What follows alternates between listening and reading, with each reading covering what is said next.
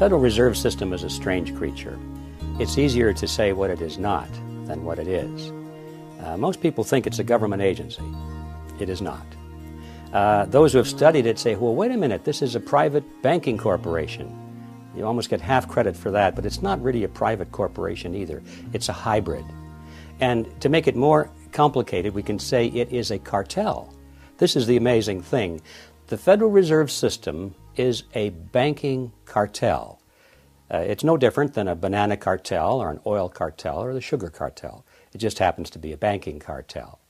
It's a group of very large and powerful private banking interests who have gotten together in a cartel arrangement, and they brought the federal government into it as a partner in order to use the force of law to enforce the cartel agreement.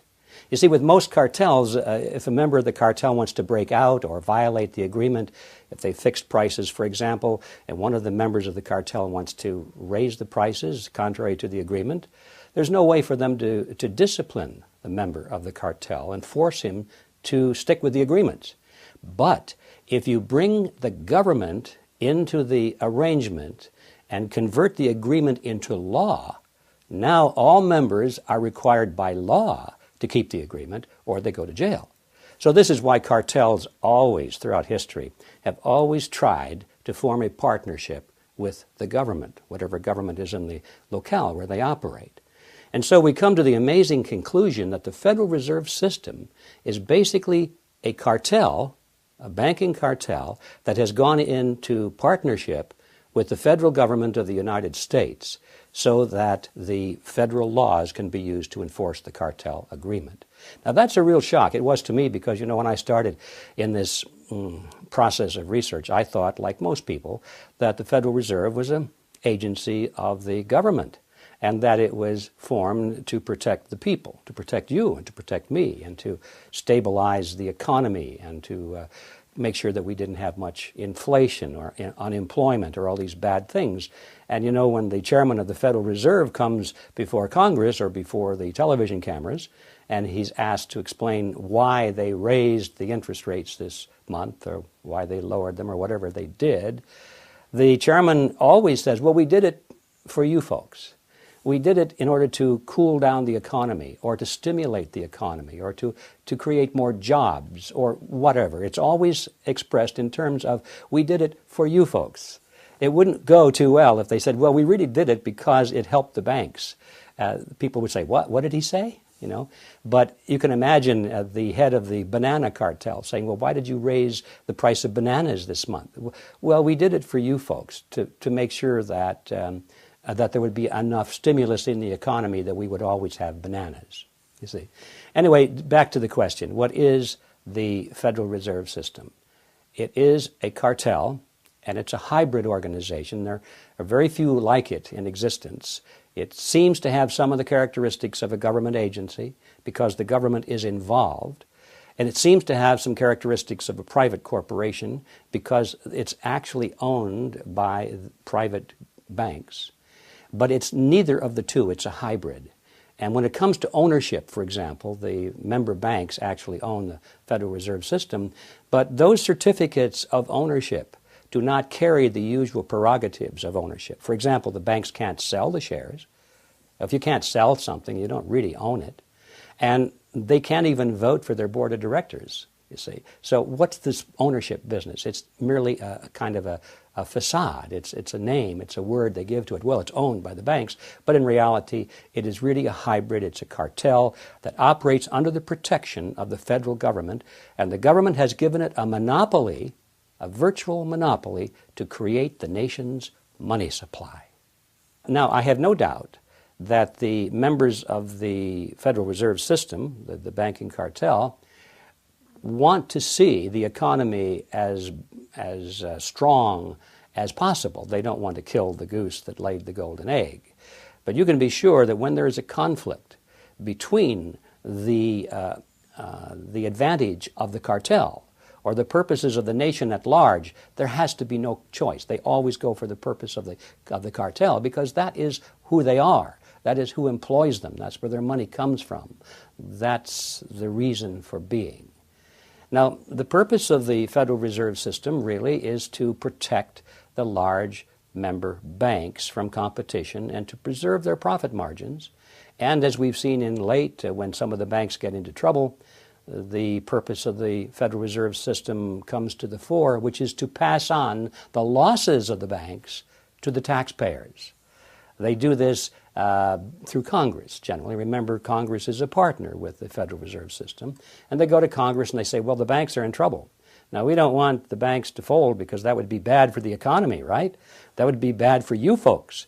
And so, since it's for you folks that we're doing this, the congressmen kick in the extra money to bail out the banks, to guarantee the loans, to guarantee the interest payments from the countries that are going bankrupt and can't make their interest payments to the bank and so forth, whether it's Mexico or China or Russia or some country in Africa or Asia.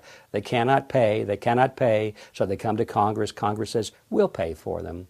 And it seems like it's a humanitarian thing, when in reality, all they're doing is transferring tax dollars from you and from me to these countries so they can continue to make interest payments to the banks, so the banks don't have to write off these loans as bad loans. So that's another purpose of the Federal Reserve System, is to pass off the losses of the cartel members to the taxpayers. And most people don't realize that, but when you see how it has operated over the years, it's very clear.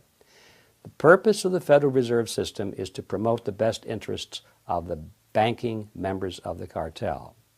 So what we have here is a banking cartel which has gone into partnership with the federal government, and they've used this cozy relationship so that the government has given the banks the power to create the nation's money supply.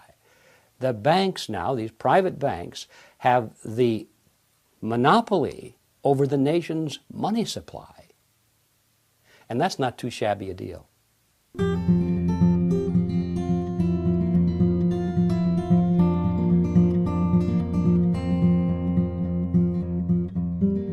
When I first became interested in the topic of the Federal Reserve System, I was aware that the Fed was formed not in Washington, D.C., not in the halls of Congress or some meeting room, but it was formed on a private island off the coast of Georgia called Jekyll Island. That's the reason I called my book The Creature from Jekyll Island, because here it was a strange thing that something as important as the Federal Reserve System was created on a private island off the coast of Georgia, and that aroused my curiosity. I didn't think too much about it until I got into the details of the history, and what I found was absolutely amazing. First of all, this island in those days was privately owned. It was a resort island. It was a club. They called the Jekyll Island Club. And its members were a relatively small group of billionaires from New York, people like J.P. Morgan and William Rockefeller and their business associates and their families. And they went there during the cold winter months because they wanted to get away from the ice and snow from New York. And so Jekyll Island in those days was a private resort, and they had a beautiful clubhouse there. In fact, it's still standing for anybody who wants to go there and visit it. The island has been preserved in many of these cottages, which they called them in those days, which were the summer resort homes of the very wealthy, are still there, and you can visit them, and it's quite an example of the elegance and opulence of the turn of the century. But the key feature is the clubhouse. And the clubhouse is where this meeting took place.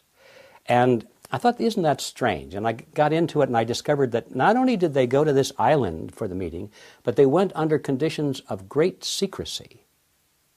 I can assure you that very few wars of history have ever been plotted under conditions of greater secrecy than that. For example, when they went to the island, they all traveled aboard the private railroad car of Senator Nelson Aldrich. He sent his railroad car to the New Jersey Railroad Station.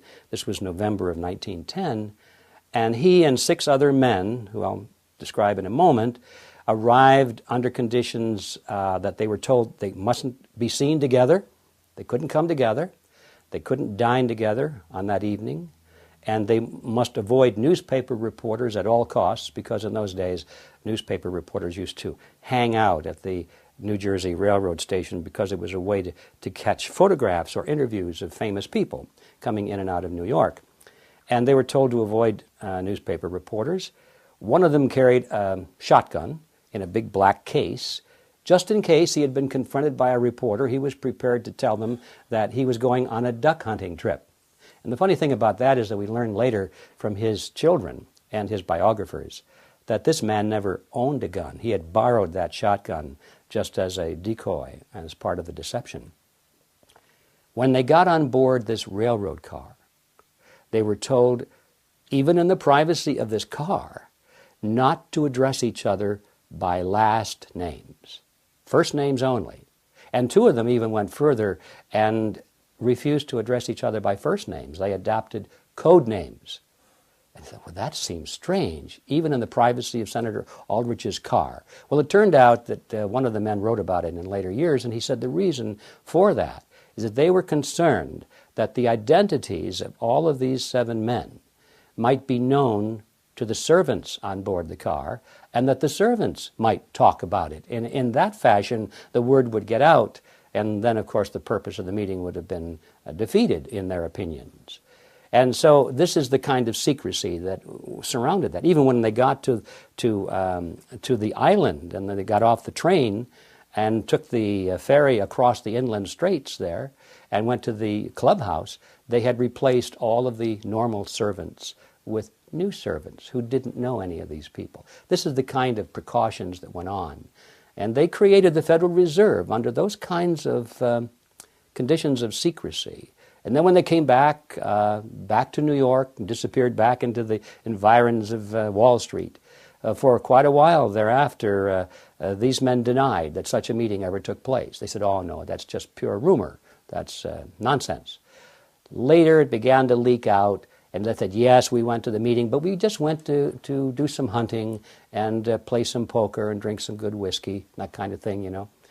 Finally, after the Federal Reserve System was firmly established and became accepted and almost revered in the eyes of Americans as a great American institution, then they finally began to talk about this meeting, who was there, how they went, and why the secrecy.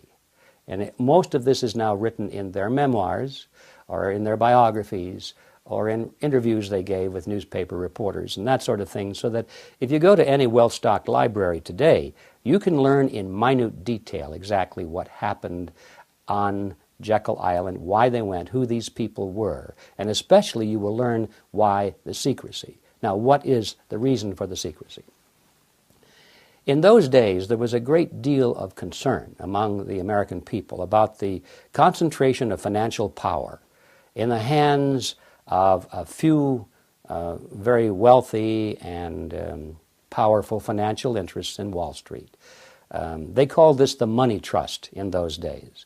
If you look into the editorials of the time, you'll often find editorials condemning the money trust.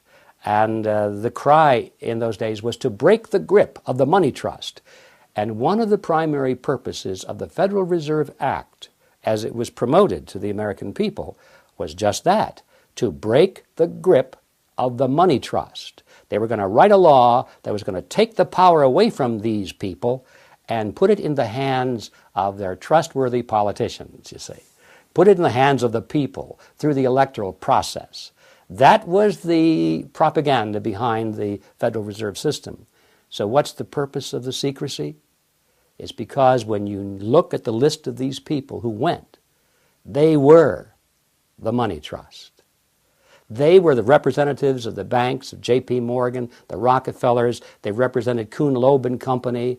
They had connections, business relations with the Warburgs in Germany and the Netherlands and the Rothschilds in England. This was the money trust, not only of the United States, but of the world.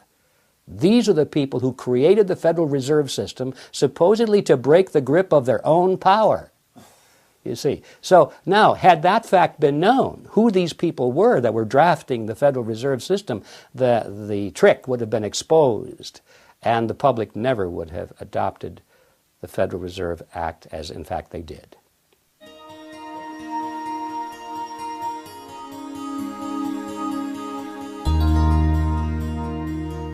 Money is created through a process that I call the Mandrake mechanism.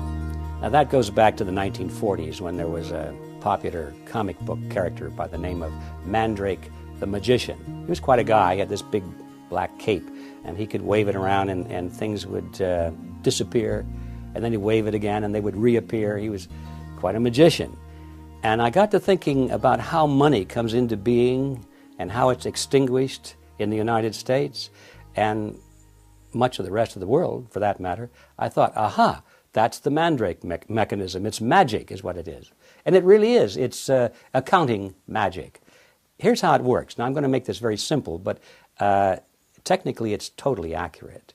It starts with Congress. Remember, a moment ago I said that the Federal Reserve System was a partnership between a cartel and the federal government. Well, if there's a partnership, there's a reason for the partners, both of them, to be in it, or they wouldn't be. So the question is, why is the banking fraternity in this partnership, and why are the politicians in it? And that is answered by understanding how money comes into being. So it starts with Congress, or the government side of the partnership. Congress needs more money. They always need more money. They like to spend money. That gets them elected. They don't like to raise taxes because that gets them unelected. So congressmen and senators are always balancing this choice between how do we give more benefits, how do we buy more votes with the taxpayers' money without raising their taxes. And it's a perennial problem. And the politicians get pretty good at this mechanism. The answer, of course, is that they borrow it. If you're not going to tax it from somebody, you can borrow it from somebody else. That sounds well and good, and that's why we have government bonds and treasury notes and bills and so forth, and we have what's called the national debt, because they've borrowed money to pay for current expenses that they don't want to pay for through taxes, because that would be unpopular. Well, fine as far as it goes, but when you borrow money, eventually you have to pay it back. See? So 30 days after they borrowed $1 billion, or 60 days, whatever the term of the loan is, or a year, they have to pay that money back. Well, lo and behold, it turns out that the congressmen and the senators are still not taking in as much money in taxes as they are spending in benefits, so they don't have the money to repay the loan. So what do? Easy. Borrow some more. Borrow enough to pay back the original loan, plus a little bit more to keep them in office, keep them with the image of the big spenders. So this process goes on and on and on, and that's why we have the national debt growing and growing and growing. So far, so good.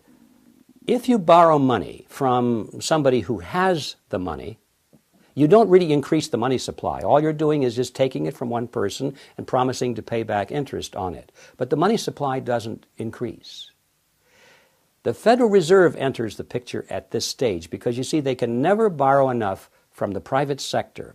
There's never enough existing money out there for the politicians to borrow without having to raise the interest rate very, very high to attract it, which is also politically unpopular. So they don't want to do that either.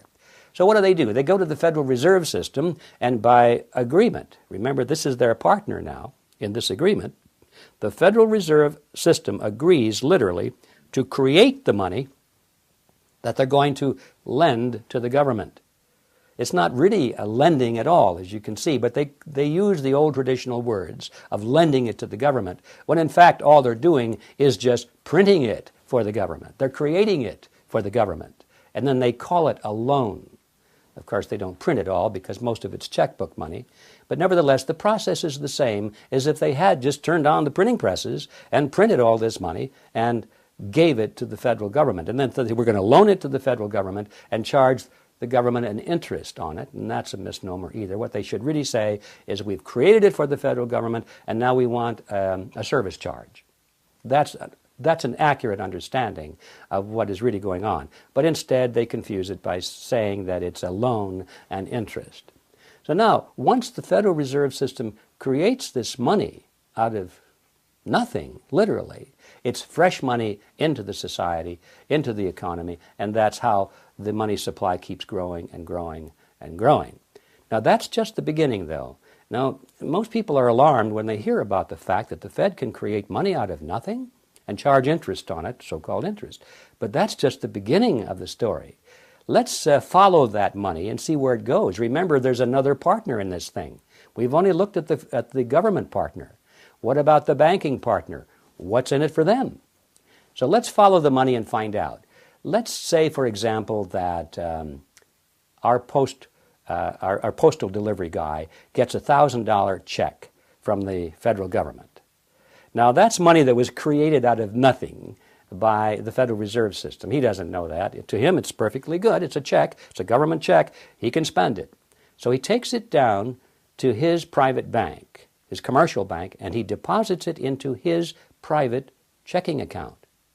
Now the money suddenly is out of the government cycle, the government side of this, and into the commercial banking side of it. Now this is where the action really heats up.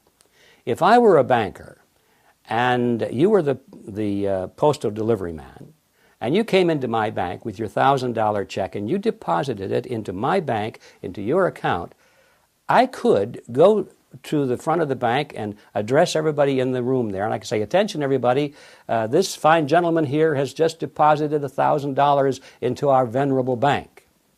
And now we have money to loan.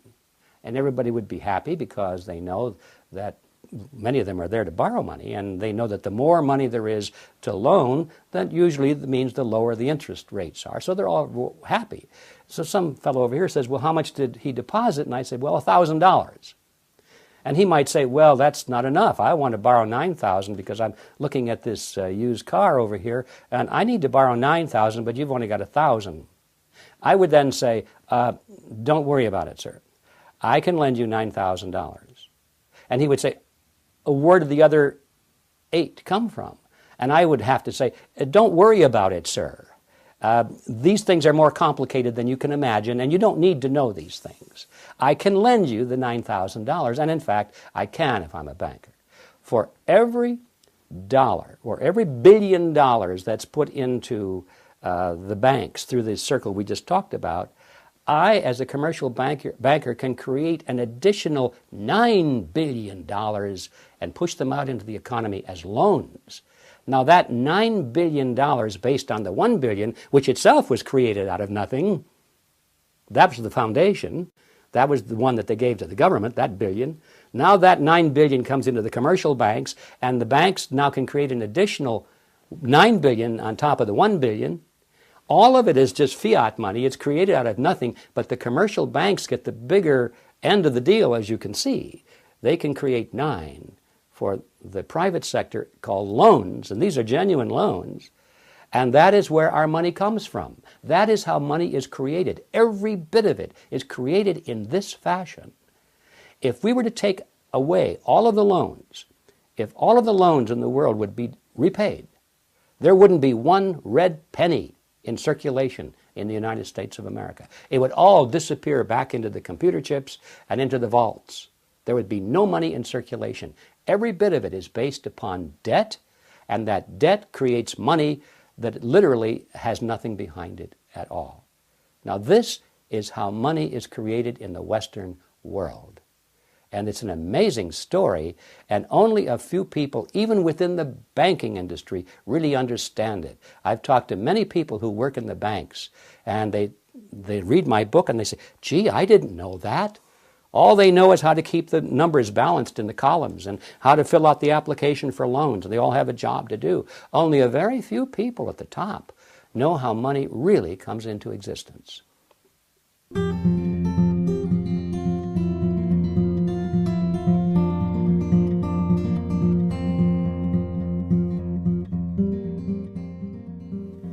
The creation of money out of nothing has had a devastating impact on the purchasing power of the American dollar. I might add, this process is happening to all currencies in the world that adopt this process, and that's most of them in the Western world. So what I'm saying about the American dollar also applies to most currencies in the world which have the ability to create money out of nothing, which they've given to their central banks.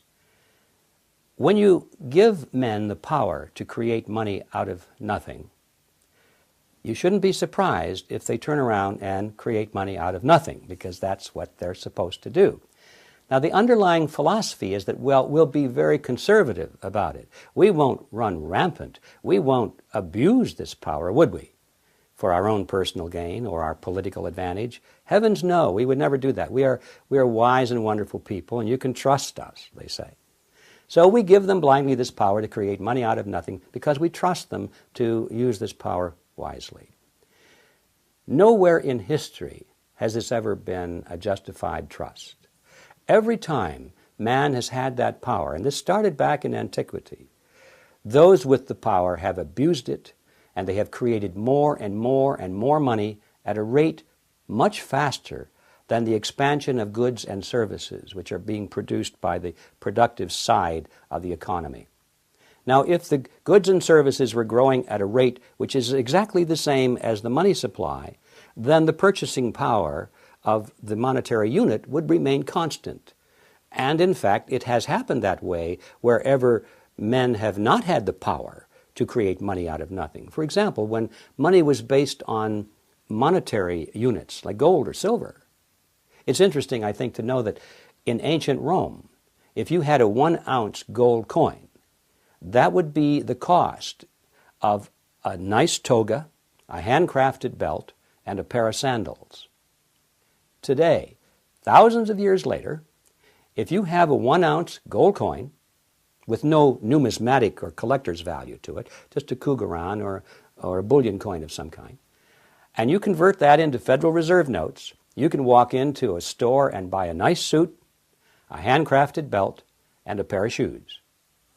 The real price of those items, and all items for that matter, throughout history, does not change when measured in terms of something of intrinsic value, such as gold or silver, because those things take human effort to produce as well as the belt, the toga, and the sandals. Both of them take human effort to produce, and that's why they maintain value with each other. But once you break that away, and you give men the power to expand the money supply without that discipline, they're going to expand the money supply faster than the increase in goods and services. And then you're going to have this difference in purchasing power. We call it inflation. And inflation, I think, is a bad word because really we think of inflation as rising prices. But in reality, what's happening, prices are not going up. It's that the value of the dollar or the monetary unit is going down. That's what's really happening if we understand the process. And it's a tax, therefore.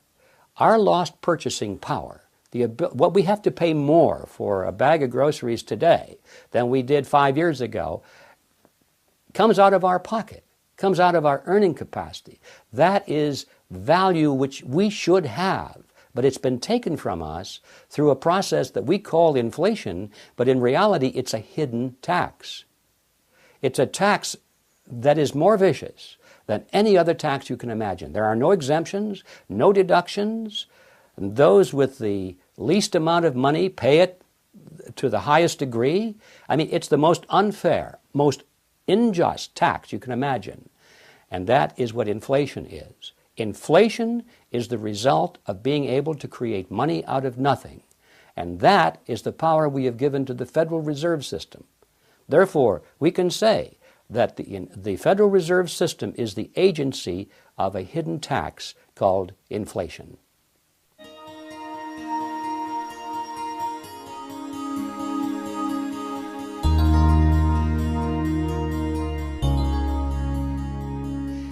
I feel that our paper currency must eventually be backed by gold or silver if we are to have an economy that will protect the purchasing power of the common man. We must have it furthermore to protect our freedoms, because if we lose our economy, if we become totally dependent economically upon the state, then we've lost our freedom. We become vassals of the state. And all of this can be traced back to the fact that our monetary unit is completely valueless, or let's say it is valued only at the whim of our leaders. And that is a very precarious position to be in. I don't think anybody, if they thought it through, would ever say, that's the system I want, and yet that's the system we have.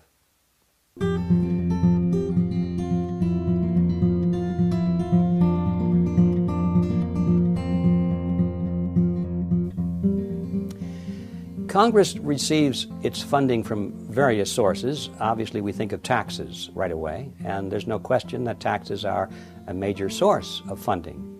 However, we know that Congress does not need income taxes at all, or any other kind of taxes for that matter, to fund its operation, as long as it has the ability to collect this hidden tax called inflation. If it were to stop all taxes whatsoever, it could still continue to spend exactly as it is doing, simply by inflating the currency a little more than it has been in the past. Isn't that an amazing thing? Congress does not need taxes, and yet they talk constantly about taxes. They want us to focus on the taxes because this we can measure. We fill out the form at the end of each year, but a GEO is a 30% or a 40 or a 50% bite. And we can see the tax bill on our sales receipt, what we paid to the state, and we can look at those numbers and we complain about them. But the bigger menace is this hidden tax called inflation. We never see those numbers, except that somehow at the end of the year we worked like dogs and we got a little bit of a raise, but our standard of living went down. And that's the tax I'm talking about. This is where Congress gets a great deal of its money, if not most of it, and where I think it plans to get most of it in the future.